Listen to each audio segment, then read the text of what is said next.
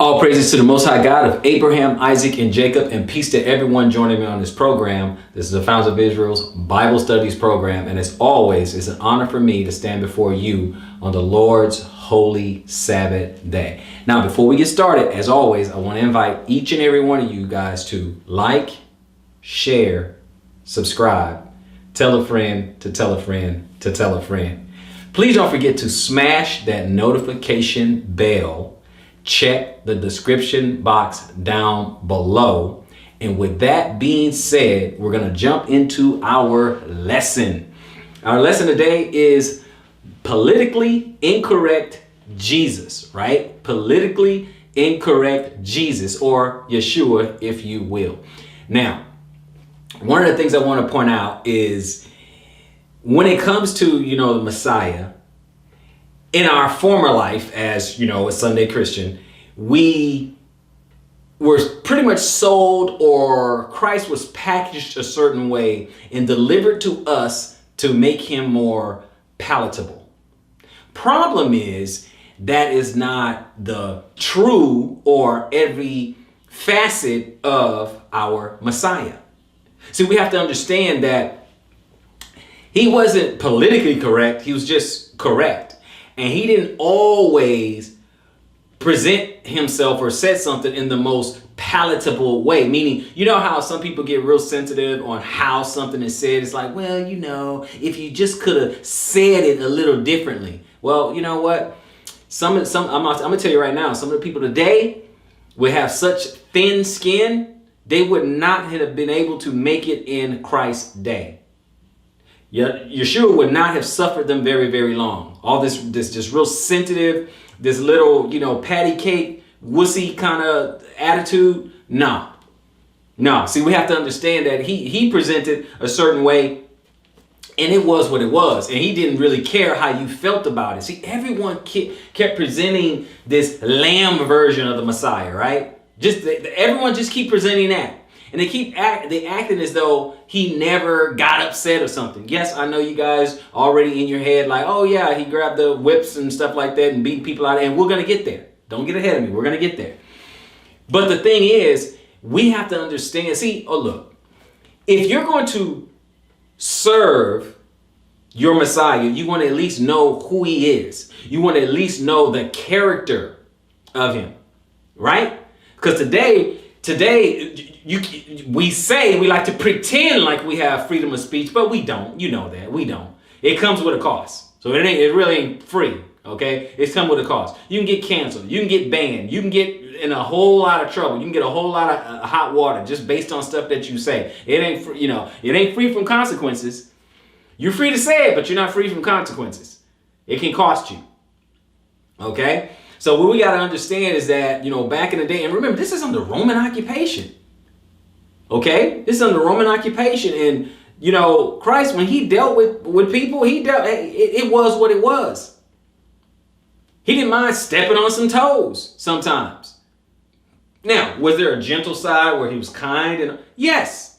But why is that the only version of him that you're sold?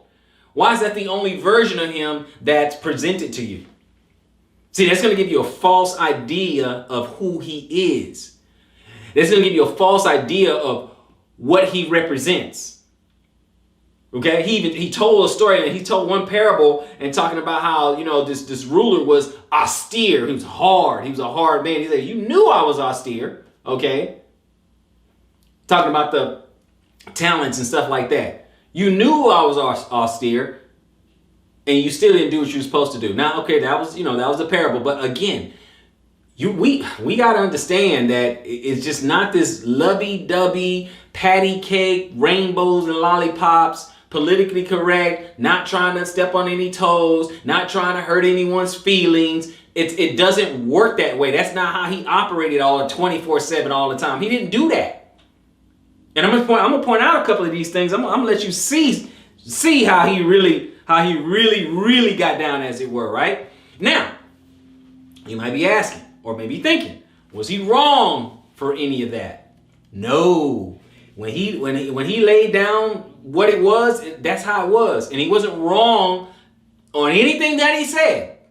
Okay, so let's just get that established. Let's just get that straight. He wasn't wrong on anything, okay? Without sin, right? So let's go to 1 Peter chapter 2. We're going to read 21 and 22 before we get going, right? Look at this Yeshua real quick, okay? For even hereunto were ye called, because Christ also suffered for us, leaving us an example that ye should follow his steps, who did no sin, neither was guile found in his mouth. So no matter what he said, there is no sin and there is no guile in his mouth. You understand? Are you with me? Okay, I just want to get that part established first, so I don't want some butter muffin to come along later and be like, well, he wasn't supposed to do this, or he wasn't supposed to say that, or he couldn't. How he said it was how he said it, and what he meant, that's what he meant, and that's it.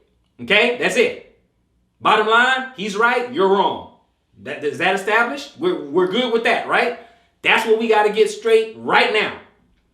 If you disagree with him, one of you are wrong. I'll give you one guess as to who that is.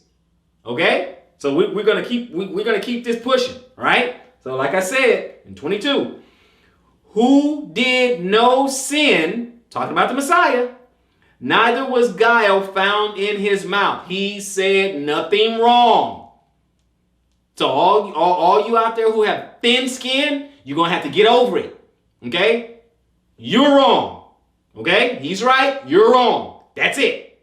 Okay? End of argument on that one. Okay? So when we go through this, I'm going to show you. We're going to look a little deeper at some of this here. Okay? A little deeper. We're going to do a little, we're going to do an adult lesson here. Okay?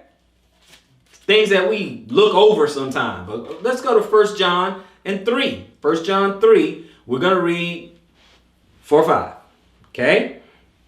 So we already know there's no sin. So it says, so whosoever committed sin transgresseth also the law, for sin is the transgression of the law. Okay? And ye know that he was manifested to take away our sins, and in him is no sin. Talking about the Messiah. So there is no sin in him, regardless of what we go over today. If you misunderstand something, it is on you. Okay? Because you got to get this part straight. He didn't sin. If you got that part straight, then that's fine. The rest of it, you're just going to have to figure it out. Okay? So he's straight. All right? So we're going to go to John. Let's go to John. Because I can tell you right now, in our society, way too sensitive. Way too sensitive. Okay? And we're talking about the Messiah here. Okay? We're talking about the Messiah. So some of you guys probably didn't take a close look at what's going on with some of the things he's done, some of the things he's said. Not really getting into the time, like getting into right where he is, right? You got to bring yourself into that day. You got to bring yourself into that environment and understand what's going on at the time, okay? So we're in Jerusalem. We're in the time of Roman occupation. You got the Sanhedrin. You got the Pharisees and the Sadducees. You got his disciples. You got the Jews, the regular, everyday walking around Jews, okay? Just understand what's going on in his day, in the first century, okay? So John chapter 2, okay? So we're right here. This is going to be real early in his ministry, okay? So John chapter 2, I'm going to start at 11, and we're going to read 11 to 17, okay? This beginning of miracles did Jesus in Cana of Galilee, and manifested forth his glory, and his disciples believed on him. After this, he went down to Capernaum, he and his mother and his brethren and his disciples. And they continued there not many days. And the Jews' Passover, okay, was at hand. Okay. And Jesus went up to Jerusalem and found in the temple those that sold oxen and sheep and doves and the changers of money sitting. Okay. Now remember, I want you guys to understand, this is in John, this is chapter 2. This is the beginning of his his ministry. This is the second chapter, okay? This is the beginning, okay? Because we're talking about the miracles, talking about the water and wine. The water and the wine is like one of the first miracles he ever done. This is really, really early, okay, in his ministry. Okay, let's keep that and keep that in mind, okay? 13 again. And the Jews' Passover was at hand. So this is the first Passover he was with. And Jesus went up to Jerusalem and found in the temple those that sold oxen and sheep and doves and the changers of money sitting. And when he had made a scourge of small cords, he drove them all out of the temple, and the sheep and the oxen, and poured out the changers' money and overthrew the tables. So he flipped tables. Okay, so he got some cords. Let's call it a whip. Okay, let's call it a whip, and he starts swinging it around. He ran the people out. He ran the animals out. Okay, he ran everybody. Listen, and when he had made a scourge of small cords, okay, he drove them all out of the temple. Okay, that's the people. The them is the people. And the sheep and the oxen. And poured out the changers' money. Okay, and overthrew the tables. He poured out the money. He dumped that on the ground. He flipped the tables and everything. Upset. He could have been nice, right? Well, he didn't have to do that, right? Okay. What did he say? And said unto them that sold the doves, take these things hence. Like, get this out of here, right? Take these things hence. Make not my Father's house a house of merchandise. Okay?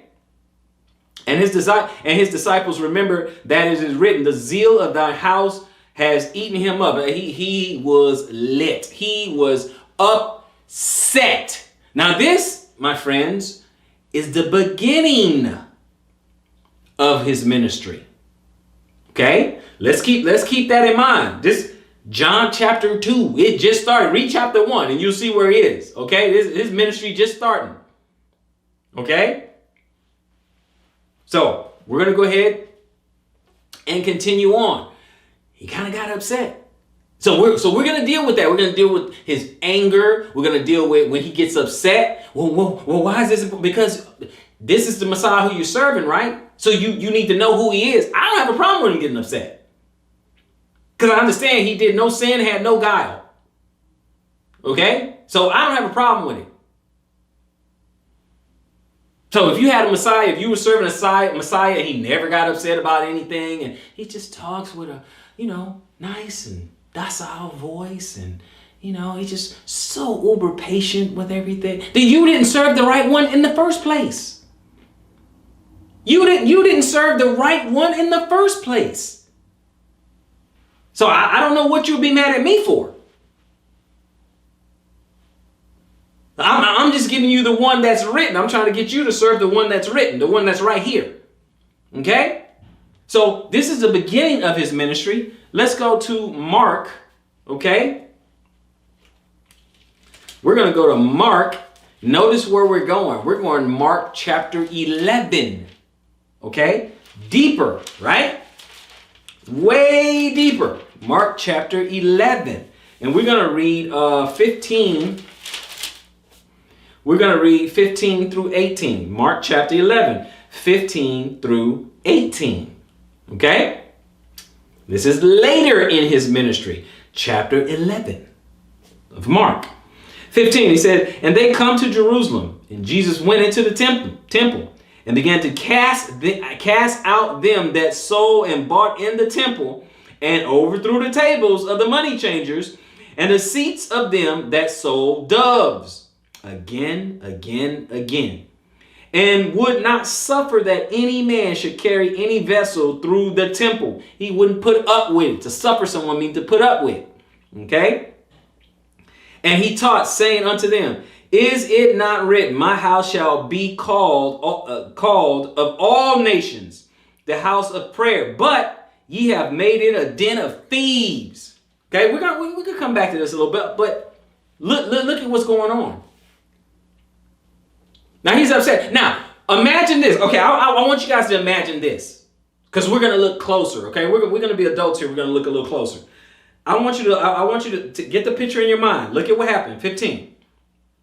He said, and they come to Jerusalem, him and his disciples, and Jesus went into the temple. And what did he do? He began to cast out them that sold and bought in the temple. So the first thing he did, he told, get out, get out. He walks, get out, get out. Okay? He did a Martin, get to stepping. All right? You out.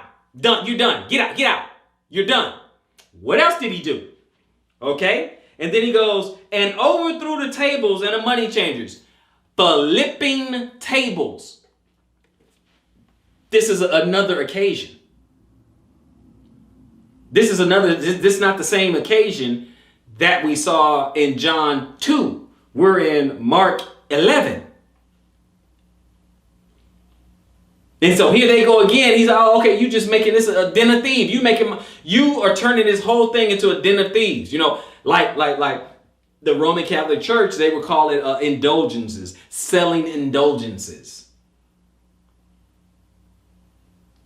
Hey, you got this dove, you know you're gonna mess up, you know you're gonna sin, you know, just go ahead, I know you're gonna sin, go ahead, come on now. See, that's the problem with sin. It shouldn't be a willy-nilly thing, and that's the problem. They made it very, very willy-nilly. He didn't want it to be willy-nilly. See, we gotta understand something. Without the shedding of blood, there's no remission for sins, right? So when we see the blood shed of that dove or that goat or that lamb or that bull, okay? If we see that, we have to understand that, hey, I messed up. That I shouldn't be doing this. Whatever that sin is. So, of course, he was upset. Okay, let's get that straight right there. And when he was talking to him, you think he was saying it nice? Do you think it came out real nice? He said, and overthrew the money changers and the seats of them that sold doves, flipping the tables, throwing out the money and the seats, all that. Okay, you out of here. And it said, and would not suffer any man that should carry any vessel through the temple. Now, where you going? He blocking the door. Where you going? He boxing them out. What you doing? No, not here, not today. You're not coming in here. Okay, now with that, and he taught them saying, now, did he say this nice? Did he say, is it not written that my house shall be called of all nations the house of prayer? But you've made it a den of thieves. Could you please kindly not do that? How do you think he said it? How do you think he said it after those actions? After kicking everybody out, after blocking people, barring people from coming in and passing through, after turning over tables and seats and money changers. How do you think his approach was? You see what I'm saying? Was it that nice, soft, docile, that?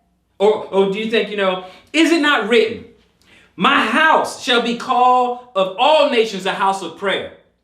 But if you turn it into a den of thieves, you think he cared about his delivery?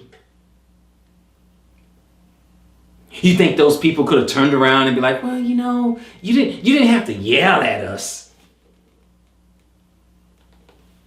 Brothers and sisters, don't play with it. Don't play. You're gonna have to. You better get some tough skin. You better get some tough skin right now. I can tell you that right now. Let's go over to Luke 11. Okay, Luke 11.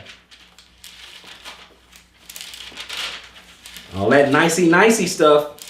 See, y'all playing way too much. We got to grow up. Y'all playing way too much. 11. We're going to read Luke 11. We're going to go 37. 37 through 40. And as a matter of fact, I'm gonna look up the Strongs too. 37 through 40. And he says, and he spake, a certain Pharisee besought him to dine with him. Right? Come eat, right? And he went in and he sat down to meat, okay, to get something to eat, okay. He sat down, he chilling, okay, no problem. And when the Pharisee saw it, He marveled that he had not first washed before dinner, that he didn't wash his hands. He saw he didn't wash his hands. Okay, the Pharisee looking at Jesus, he said, he didn't even wash his hands. I mean, what's going on? And the Lord said unto him, he said, now. Okay, the guy hadn't even said anything, right? He just marveled. He just looked at him like, And this is what Jesus said. He said, now, do you Pharisees make clean the outside of the cup and the platter, but your inward parts is full of ravening and wickedness?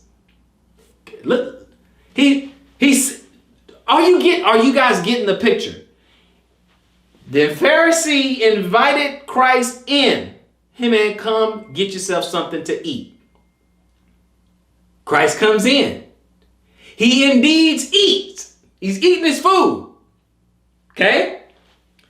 And then he said, now you Pharisees, you may clean the outside of the cup and the platter, but your inward parts is full of ravening and wickedness. He said, you guys, y'all look holy. You look like you do things right or whatever, but y'all really wicked.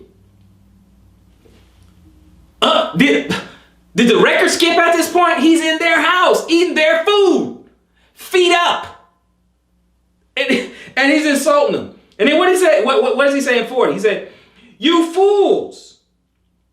Did not he that made that which is without, on the outside, make that which is within also, inside also, right? Inside out, the inside and outside. Now, fool. Okay. You don't think that's a big deal? Hold on. Just wait a minute, class. Wait a minute. Let me help you out. Wait a minute. Let me help you out, real quick. We're gonna go to Luke 11. We're gonna look this up in a Strong's. Luke 11, and I'm going to go to 40. Where's 40? 40. And look, we're going to look up fools. Okay, hold on. That's not it there. Fools. It is the Greek 878 in the Greek. It says, without reason, senseless, foolish, stupid, without reflection or intelligence, without intelligence. Acting rashly, okay?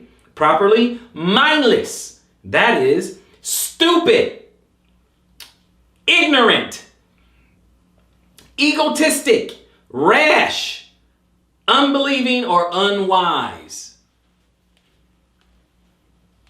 Did he insult them?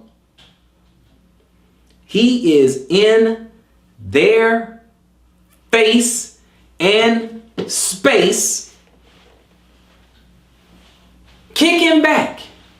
Now I want you to imagine this. You invite somebody over, you want to give them something to eat. They're eating, they're sitting down, and of course, you looking, it's like, hey, he didn't even wash his hands, But you ain't say nothing.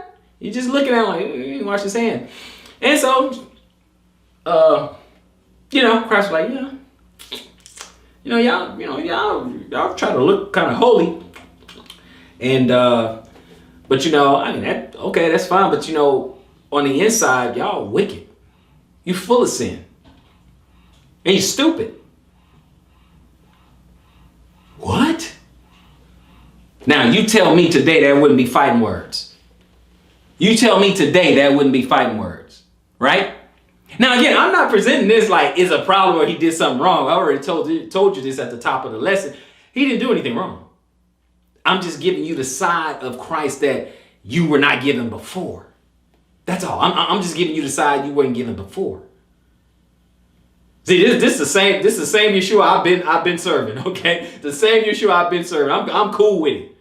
I don't see a problem. Okay, so I'm just giving you the other side. That's it. Okay. So it's just like when Christ said, you know not whom you serve. Okay. You know not whom you serve. So we're gonna keep it moving. It's okay. He said fool, call him you stupid. Okay, that's 40. I'm gonna drop to 45. And what it says this? If I drop to 45, it says, then answered one of the lawyers and said unto him, Master, thus saying thou reproachest us also? Are you talking about us too? Are you talking about us too? And the people with him? The people with him. Wait, whoa. That was kind of harsh. You talking about us too? What did he say?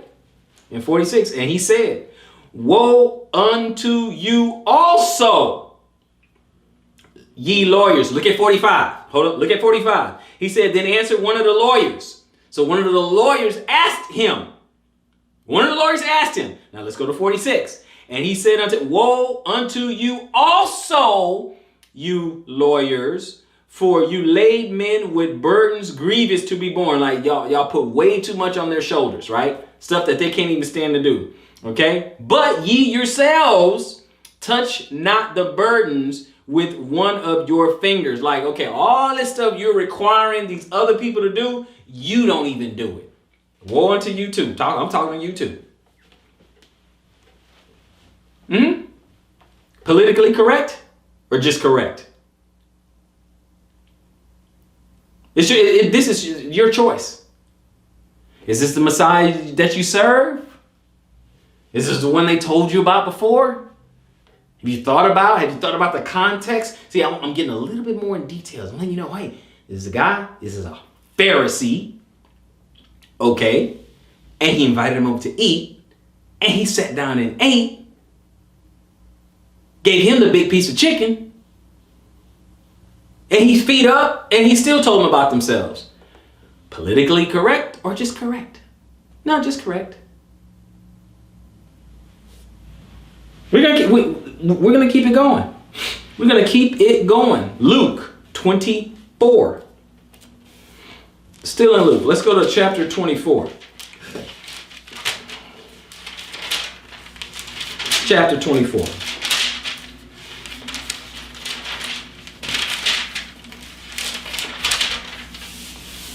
Chapter 24.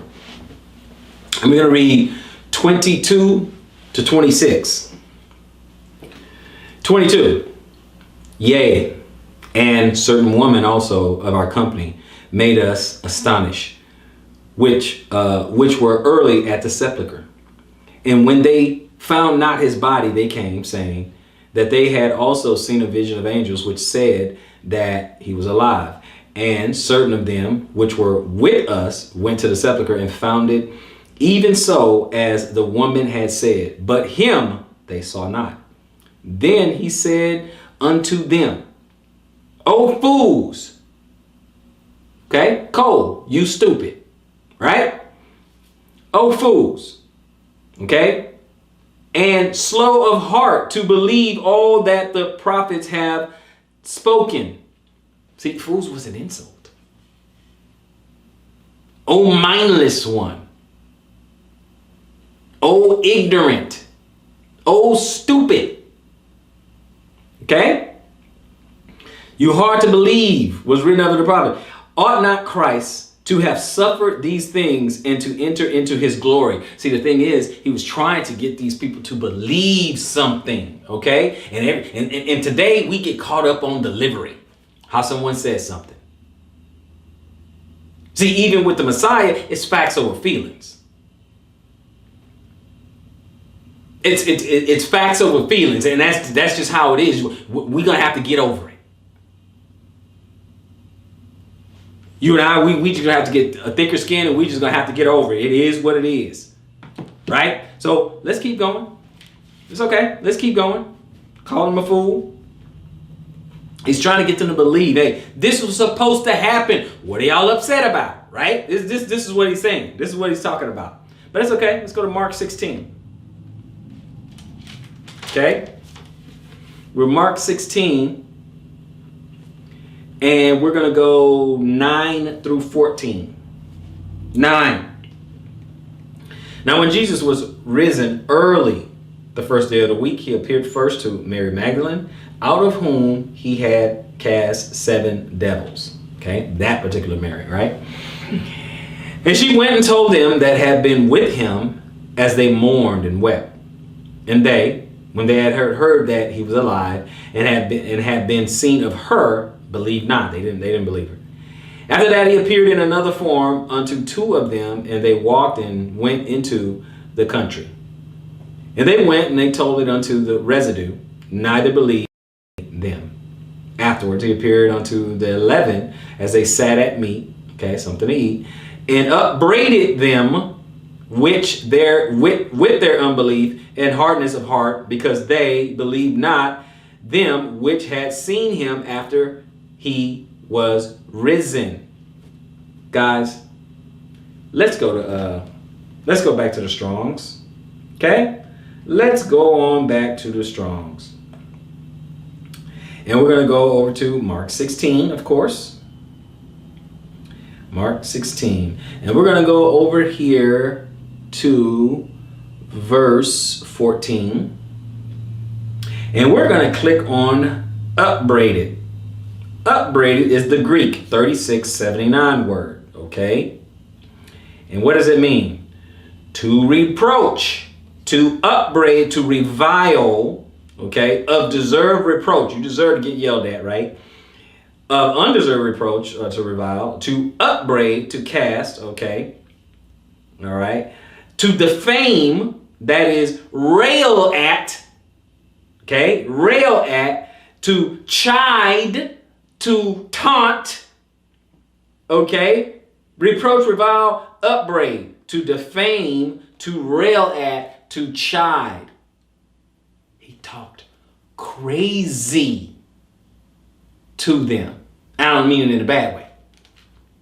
I'm not meaning it in the sense that he did something wrong. He told, he went in while they were eating and upbraided, he railed at them, he chided them, he taunted them with their unbelief, because they believed not them which had seen him after he was risen. All he's trying to get these guys to do is faith, have faith, have faith. And they have a hard time with faith. They had a hard time with faith. Okay? So he talked to him. It came out the way it came out. And that was it. Politically correct or correct? Facts over feelings, baby. Facts over feelings. Okay? So let's go to Matthew. That's all it is, guys. I just want you to understand. I want you to get the full picture of the Messiah that you serve. Okay? Not ones that's convenient to you or me. Just, it is what it is. Okay? So, we're going to go to Matthew 15. Okay, look at a couple of other things. Matthew 15, we're going to start at 21. Matthew 15, we're going to start at 21. We're going to go 21 to 28. And it says this: Then Jesus went thence and departed into the coast of Tyre and Sidon. And behold, a woman of Canaan came out of the same coast and cried unto him, saying, Have mercy on me, O Lord, thou son of David. My daughter is grievously vexed with a devil. But he answered her not a word, didn't even say anything to her. And his disciples came and besought him, saying, Send her away, for she crieth after us. And could you get rid of her? Yeah. But he answered and said, he talking to her, I'm not sent but unto the lost sheep of the house of Israel. I'm sorry, ma'am. I'm sorry, little Canaanite woman. I'm not here for you. I'm here for the lost sheep of Israel. At first he didn't even answer. Then the disciples said, Could you get rid of her? Could you? Cause she crying all, she whining and crying out. Could you please get rid of her? And he's like, Look, ma'am, I'm just here for the lost sheep of Israel. I got nothing for you, right? And in 25 he said, Then came she and worshipped him, saying, Lord, help me. She begged him. Okay, that word, Lord, help me, for her child, right?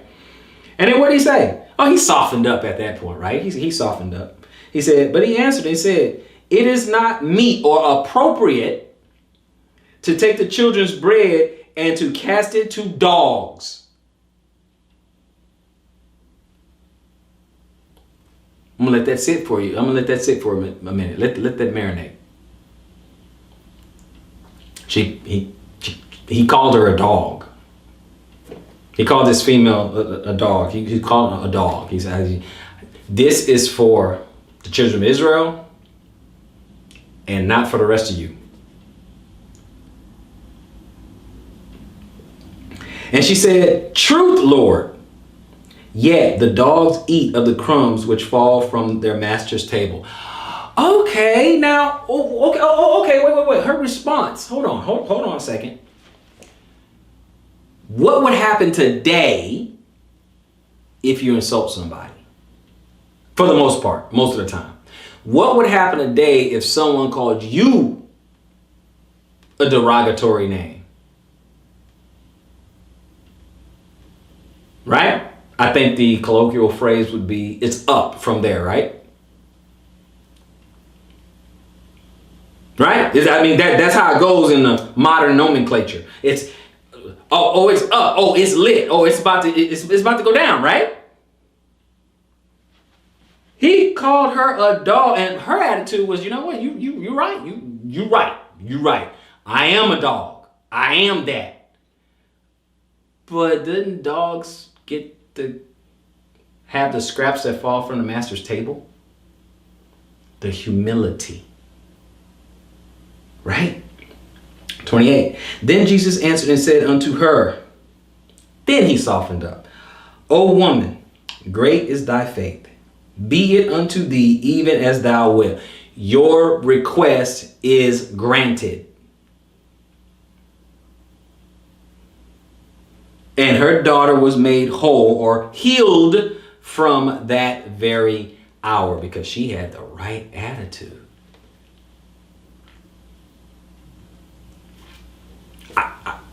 Are you guys with me so far? Please put 100 in the comment section below. Let me know. Are you guys with me? Are you guys understanding what's going on? Are you getting the gravity of the situation? Are you seeing the other aspects of our Messiah's character? And again, I have no problem with it.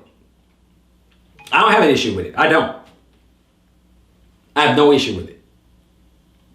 Okay? But I just want, are you getting it? You want to get the whole picture because I want you to, why I'm doing it? Because I want you to know who you're serving.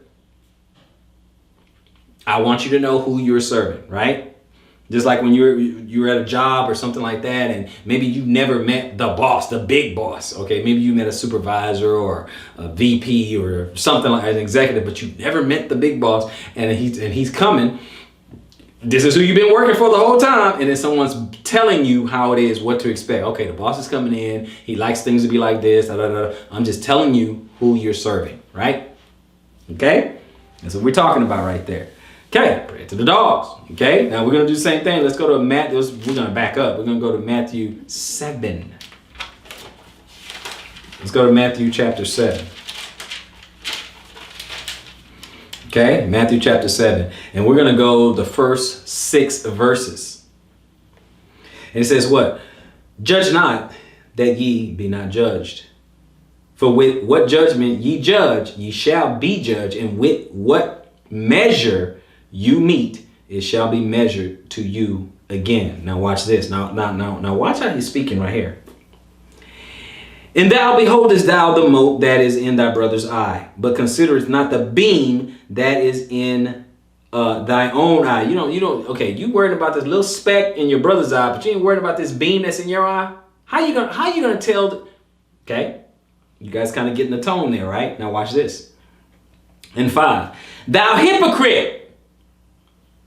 Thou hypocrite, first cast out the beam out of your own eye, and then shalt thou see clearly to cast out the mote out of thy brother's eye. Okay? So don't be guilty of the same thing you're trying to correct your brother on. Okay?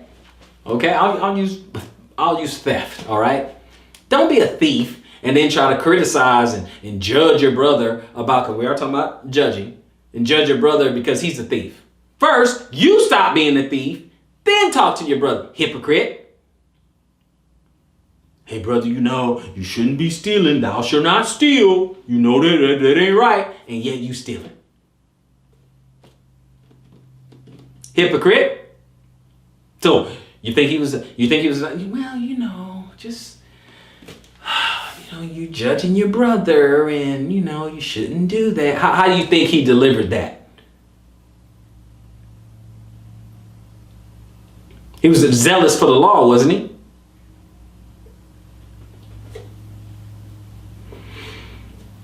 In 6, and give not that which is holy unto the dogs. Remember, we read dogs before, right?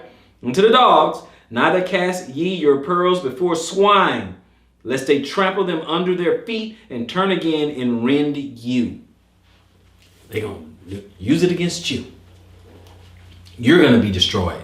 Trying to save them. It's like jumping in the water to save a drowning person. Oh, they're going to take you down.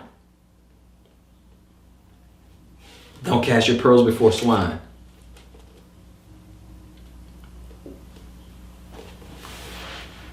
Facts over feelings.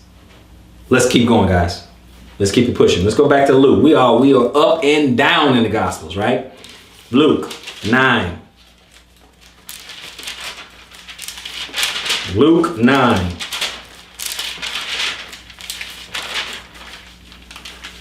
And we're going to read 57 through, what do we have here?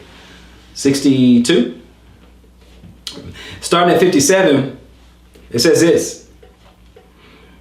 And it came to pass that as they went in the way, a certain man said unto him, Lord, I will follow thee whithersoever thou goest.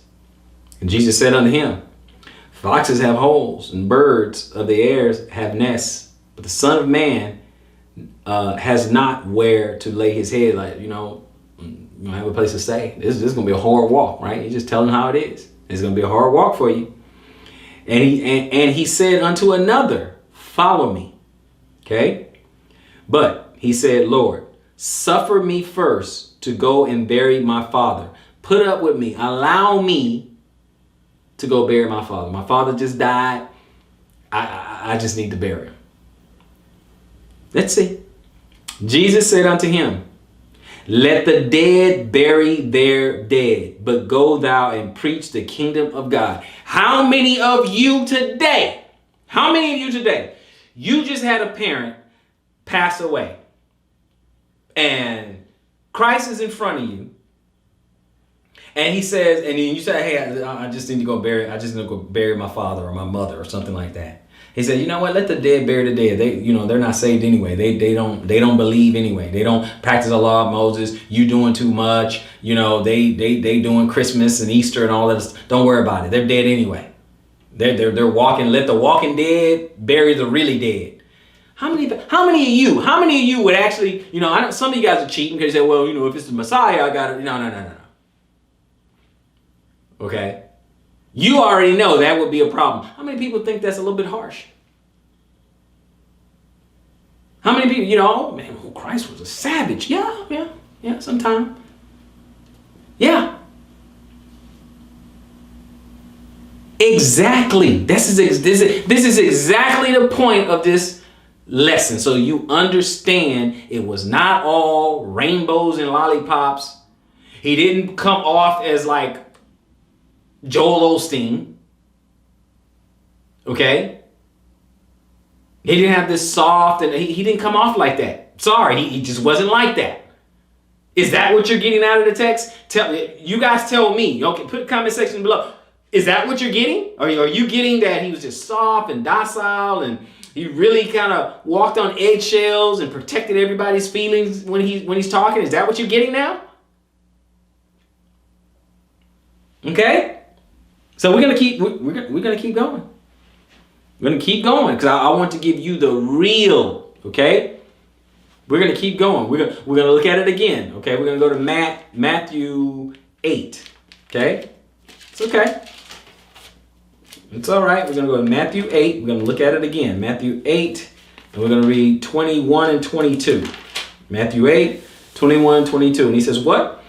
And another of his disciples said unto him, Lord, suffer me first to go and bury my father. But Jesus said unto him, follow me and let the dead bury their dead." Man, don't worry about that. We got work. We got work to do. Don't even worry about that. I mean, really?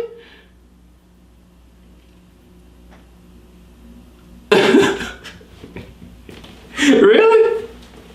I mean, that's how harsh it was. That's how it was.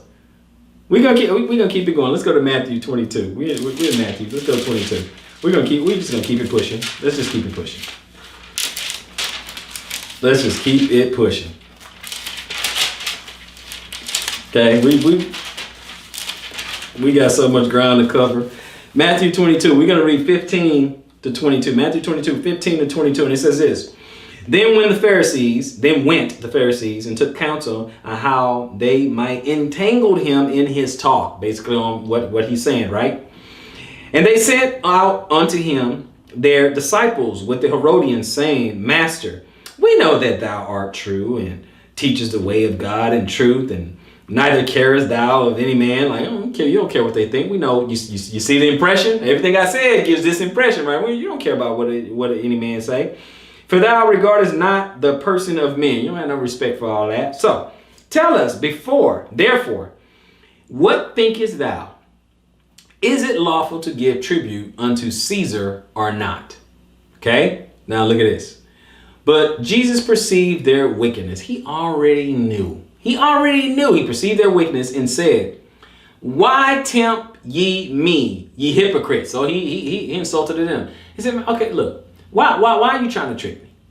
Why are you trying to get me caught up? I mean, I know what you're doing. You know what? It's all right. He said, okay, show me your tribute. Let me see your money. Let me see your money. He said, and thou brought unto him a penny, right? And then he says unto them, who is this image and the subscription?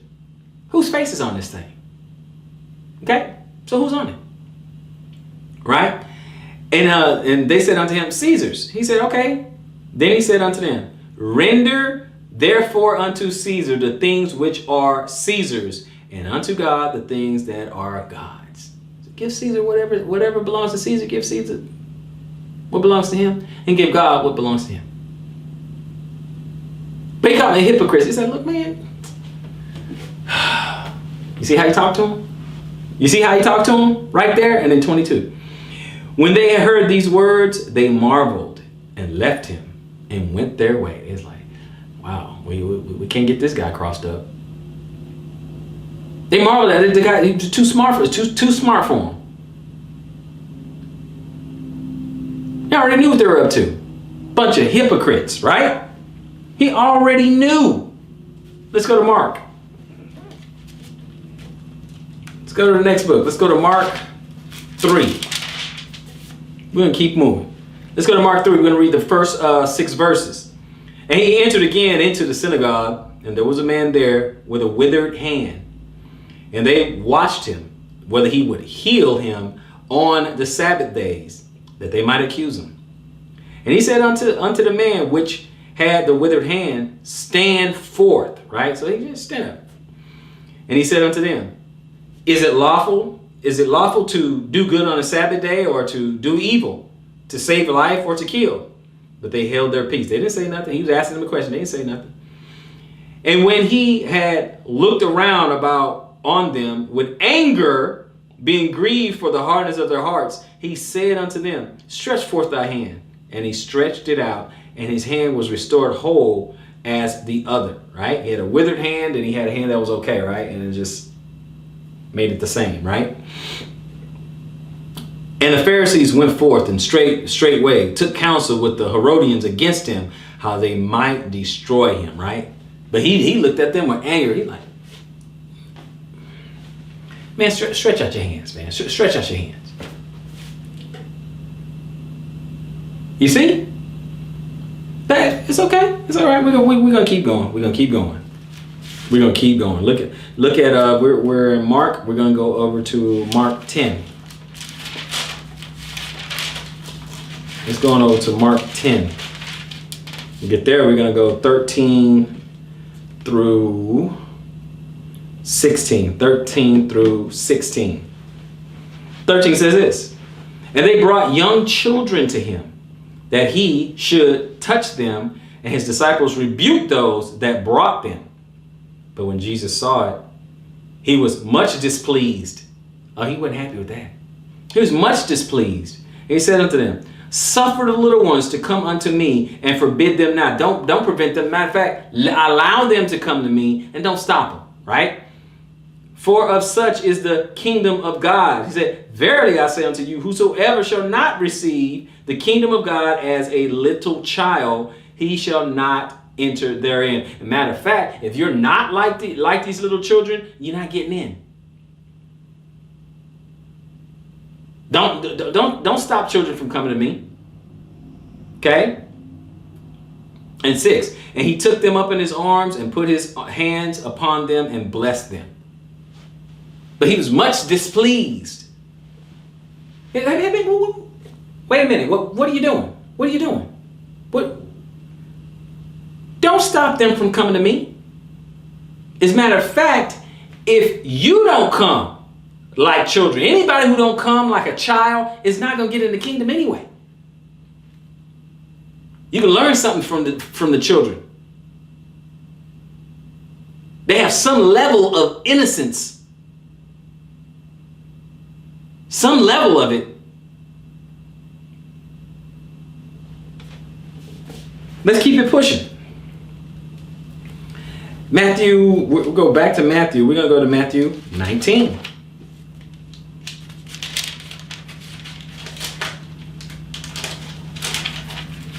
Matthew 19. And when we get to Matthew 19, we're going to read 13 and 14. 13. Then were there brought unto him little children, that he should put his hands on them and pray, and the disciples rebuked them. But Jesus said, suffer little children and forbid them not to come unto me, for of such is the kingdom of heaven.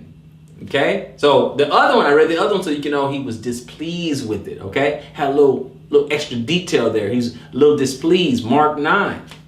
Okay, I want you guys to see that. Little things that you may not be catching. I want you to catch this. Okay, I want to take you guys deeper. You're not here for nothing. You guys are here to learn something and get edified, right? So we're going to go 9, 36 and 37. And he said unto them, and he took a child and set him in the midst of them. And when he had taken him in his arms, he said unto them, whosoever shall receive one of such children in my name, receive me. And whosoever shall receive me, received not me, but him that sent me. So you're going to get me. If you take care of these children and dedicate them to me, teach them faith, teach them the word, teach them the law of Moses and all that, you're going to get me. But not only are you going to get me, you're going to get the Father too. So this whole child thing is very, very, very important to him. Very important. I just want you to get the idea here, okay? Let's go to Matthew 18 real quick. Matthew 18. We are all up and down in the Gospels, right? Matthew 18, we're going to look at 14. Matthew 18 and verse 14. Got a few more and then we'll get out of here. In verse 14, even so, it is not the will of your Father which is in heaven that one of these little ones should perish. That's how important it is, brothers and sisters, ladies and gentlemen. Okay, that's how important. So I'm gonna go to Luke. Okay, I'm just driving home how important it is with the children. Luke 9. Luke 9, and then we're gonna read. In fact, Luke 9, I want you guys to, you guys can just read that. And that one is basically dealing with the children again, right? So let's go to the last two verses, okay? That's just one. It's about the children, okay? Receiving the children. I'm just pointing out, children are very, very close to his heart, okay? Very close to his heart. And so he gets mad when you lead a child astray, okay? That's the point of that. Matthew 21. Matthew 21. And we'll do 21. We're going to go 12 12 through 17. 21, 12 through 17. 12. All right. Let's see here. Did we do this one already here? Matthew 12 through 17.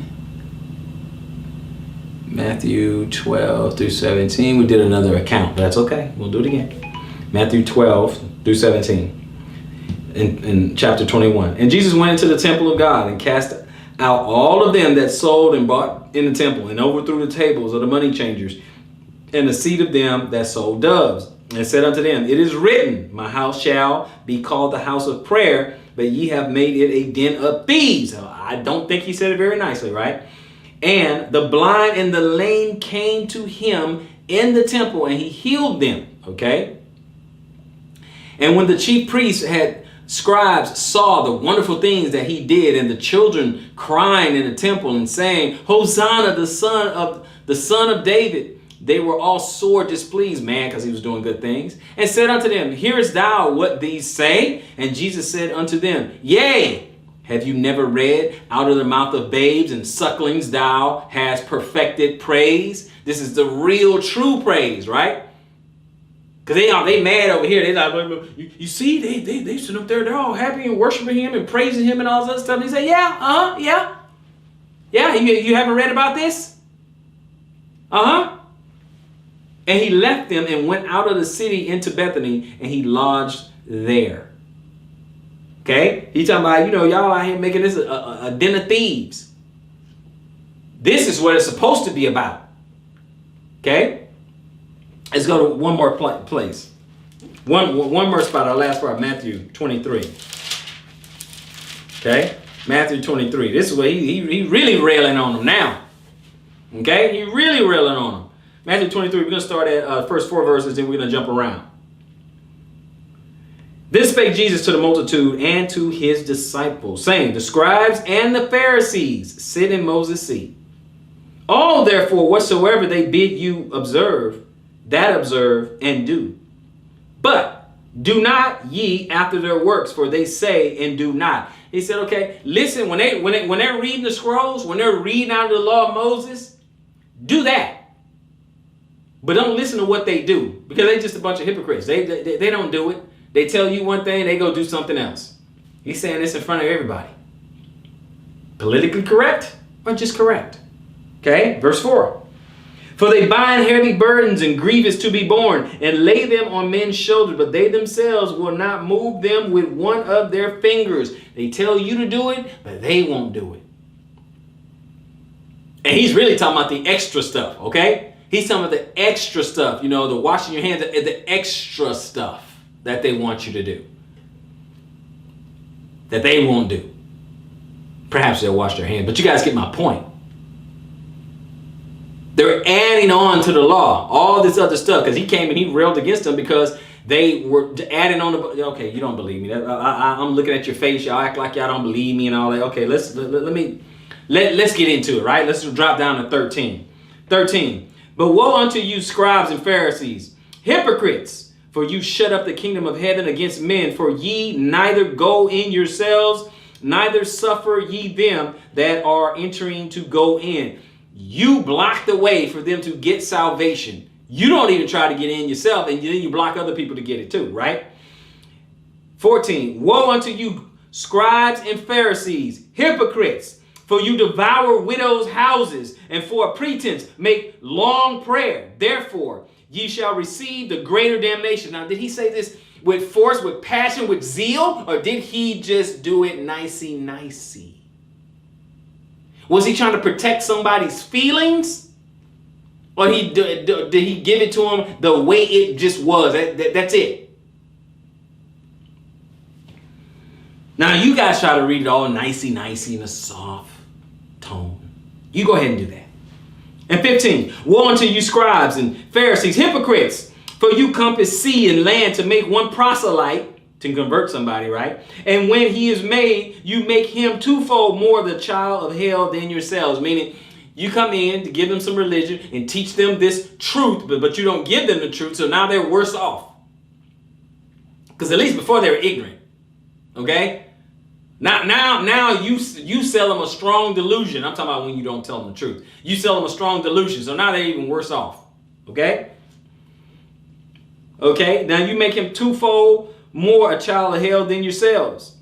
Woe unto you, you blind guides, which say, whosoever shall swear by the temple, it is nothing. But whosoever shall swear by the gold of the temple, he is a debtor. Get out of here, right? You fools. We read about fools, right? You stupid, right? And blind. For whether is greater, the gold or the temple that sanctifies the gold? And whosoever shall swear by the altar, it is. But whosoever swear by the gift that is upon it, he is guilty. You fools and blind. For whether is greater, the gift or the altar, the sanctuary, or that sanctified the gift? Whoso therefore shall swear by the altar, sweareth by it and by all things thereon. And whoso shall swear by the temple, sweareth by it and by him that dwelleth therein. And he that shall swear by heaven, swear by the throne of God and by him that sitteth thereon. Woe unto you, scribes and Pharisees, hypocrites! For you pay tithe of mint and anise and cumin, and have omitted the weightier matters of the law, judgment, mercy, and faith. These ought ye have to have done, and not to leave the other undone. Ye blind guides, which strain at a gnat and swallow a camel. Woe unto you, scribes and Pharisees, hypocrites! For you make clean the outside of the cup and of the platter, but within they are full of extortions and excess. In the other chapter, we're talking about you're full of wickedness, right? 26. Thou blind Pharisees, cleanse first that which is within the cup and platter, that the outside of them may be clean also. Clean up your act on the inside. Get that wickedness out of you that's on the inside. New heart, new spirit, new attitude, new character, right? Become a new creature instead of worrying about looking the part. Live it, be it, right? 27. Woe unto you, scribes and Pharisees, hypocrites, for you are like unto whited sepulchres, which indeed appear beautiful outward, but are within full of dead men's bones and of all uncleanness. Even so, ye also outwardly appear righteous unto men, but within you are full of hypocrisy and iniquity. You don't do what you say, and you full of sin. Did he say this nicely? Woe unto you, scribes and Pharisees, hypocrites, because you build the tombs of prophets and garnish the sepulchres of the righteous, and say, if we had been in the days of our fathers, we would not have been partakers with them in the blood of our prophets. If it had been us, I wouldn't have killed the prophets. He said, wherefore ye be witnesses unto yourselves, you lying, that you are the children of them which killed the prophet. You are proof of that because you're doing the exact same thing that they did to those prophets. You're doing the exact same thing. When somebody come and tell you the truth, tell you what it is, tell you what thus says the Lord, you want to kill them. You want to silence them. You want to cancel them. You want to delete them. You are living proof that you're just like your forefathers. Is what he's saying. Fill you up then the measure of your fathers, you serpents, you generation of vipers. How can you escape the damnation of hell?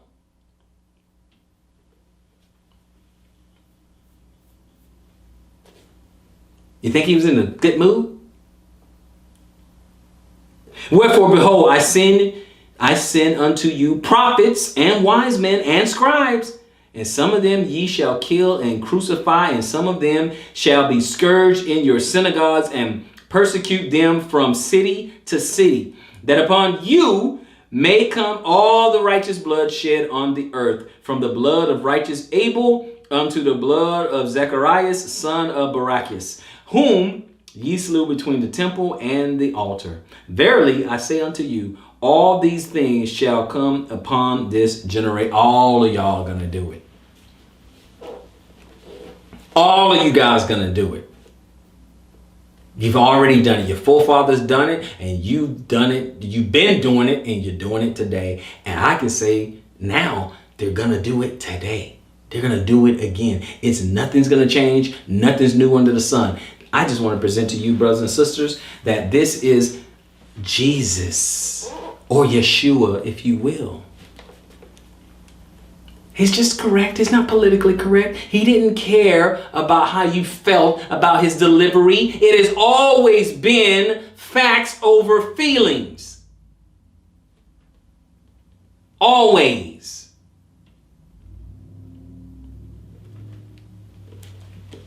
And the question is, whom do you serve?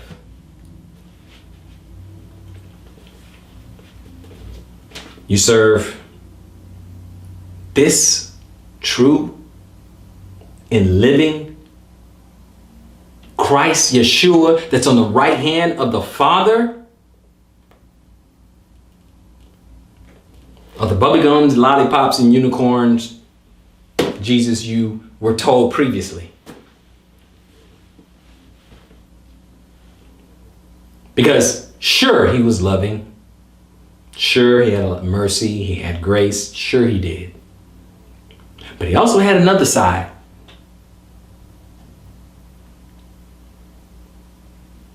I hope someone has been edified by this particular lesson. This has been politically correct or just correct. Jesus. Yeshua HaMashiach. Hope you guys have been edified. So until next time, search the scriptures and prove all things. Shalom, Israel.